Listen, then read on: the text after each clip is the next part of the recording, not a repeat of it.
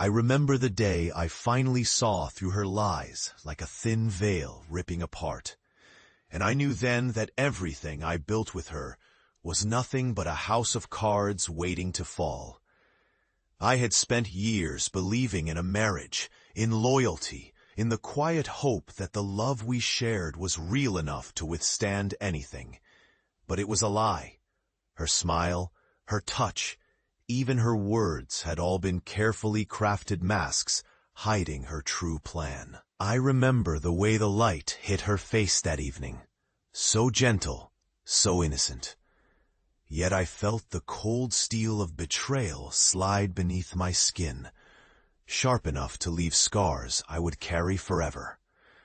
For a long time, I wondered how I had missed the signs, how someone I trusted so completely could turn out to be the enemy, quietly plotting her escape while I poured every ounce of myself into our life. I was not a man who believed in revenge, but I was also not a fool.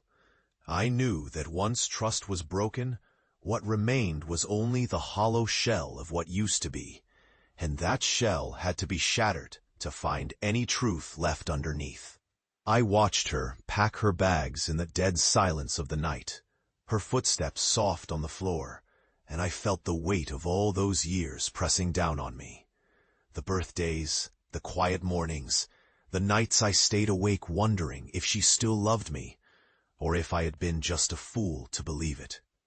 As I looked at her face, so calm, so certain of her escape, a fire ignited behind my eyes. I knew I had to act, not with anger, but with purpose, something calculated, something that would make her regret every lie, every broken vow.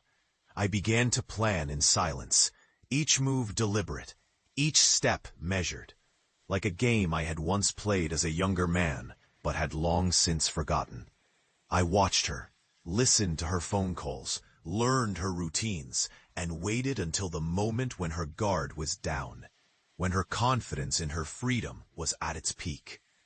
The night I executed my plan, I felt my nerves tighten like a coil ready to snap. The house was silent. The only sound, the faint hum of the refrigerator in the next room, the distant echo of her footsteps as she moved through her carefully curated escape. I had prepared everything weeks before, an email, a single message that would expose her secret life, her betrayal, to everyone she cared about, to the world that once thought she was pure and loyal. When I hit send, I saw her freeze, her face draining of color as her phone buzzed with the fallout. Her eyes darted around, searching for answers that were already there, already exposed. That moment was my reckoning. I watched her scramble, her smooth facade cracking apart as the truth spilled out like broken glass.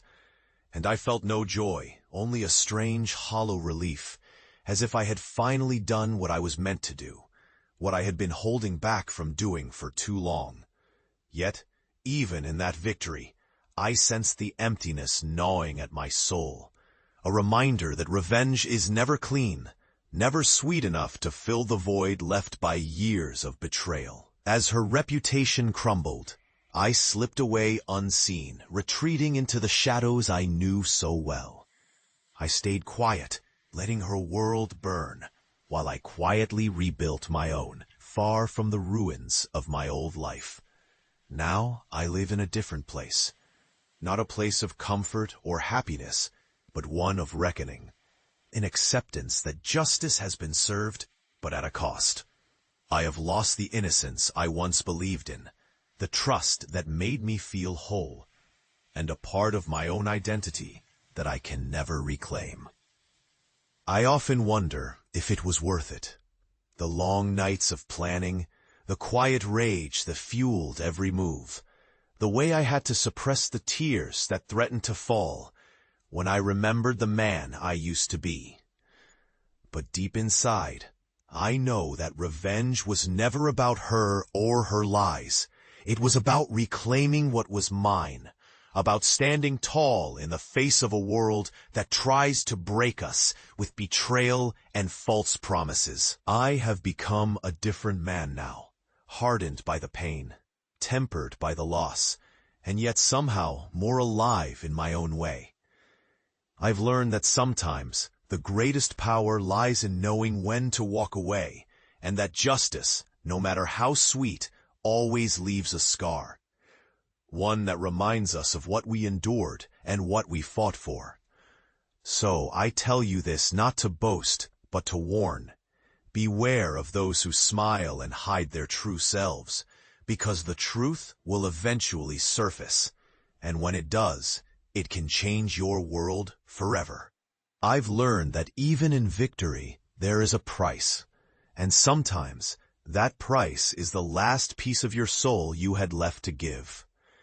If you've ever faced betrayal, remember, there's a strength in walking through the fire alone, in reclaiming what was stolen, even if it costs you everything you once held dear. Like, share, and subscribe to this channel if you want to hear more stories like this, because sometimes the only justice is the one we take into our own hands.